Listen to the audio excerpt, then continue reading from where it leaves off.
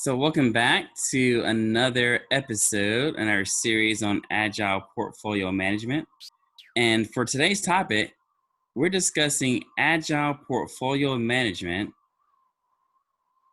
decisions by consensus. And let's delve into what we mean by this.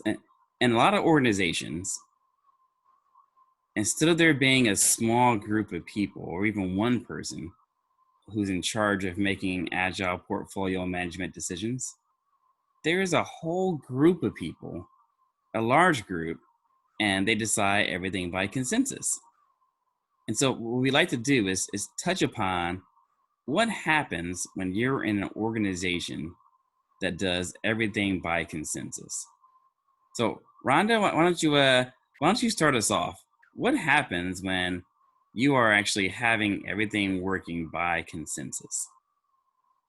Well, I can tell you, Brian, it is a tough place to get decisions made because decisions don't get made until you have full alignment and full agreement from the group who's making the decision by consensus. And so because it's hard to get decisions made, it's because decision making is so slow, it has an impact on your organization. People get frustrated. They feel like their time is being wasted because they spend so much of their time and energy, their resource, actually sitting through hours and hours of discussion or days and days waiting for a decision to be made. So productivity goes down because you can't move forward without a decision. Engagement levels decrease. People get frustrated. People start tuning out. People just get in a waiting mode. Your whole morale of the organization is impacted.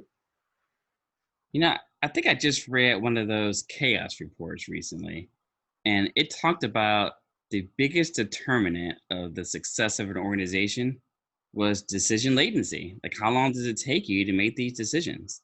And the faster you can make decisions, the more successful, the more vibrant, the more profitable your organization. Right?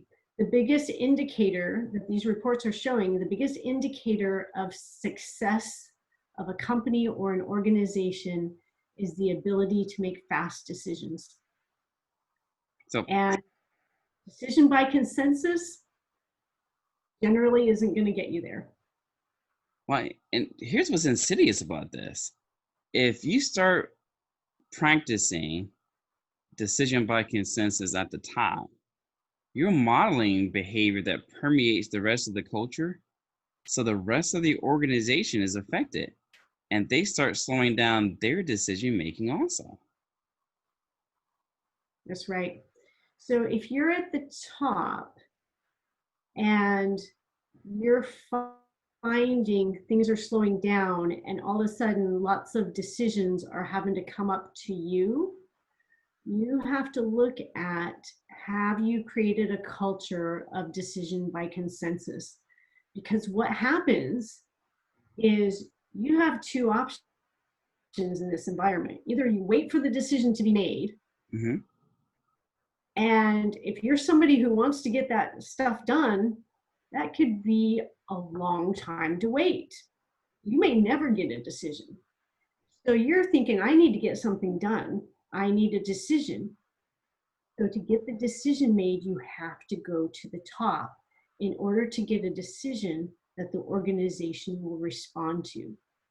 And so what this creates is an environment where decision making flows to the top to that accountable portfolio owner, and they become inundated and the bottleneck for decision making when consensus doesn't work fast enough. Wow. So if you're sending all your decisions to the top person gets bottlenecked. I guess that's a sure telltale sign if you're in this situation. If you're a leader and you feel overwhelmed and that you have to make all the decisions, it's probably a sign that you've actually created this decision by consensus a culture, and you haven't provided enough guidelines and principles for the people to actually figure out and make decisions before it comes to you. And so you need to work on those guidelines and those principles and document those things, and only then will you feel safe to delegate. Right.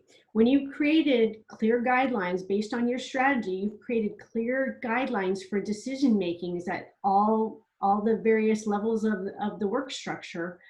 Then people are empowered to make these decisions, and the decisions don't have to come up to you because the guidelines make it clear, and people can align on those decisions based on those guidelines. If those haven't been clearly articulated to the organizations, those decisions will always come up to the top. This is huge, and it happens in a ton of organizations that I've seen.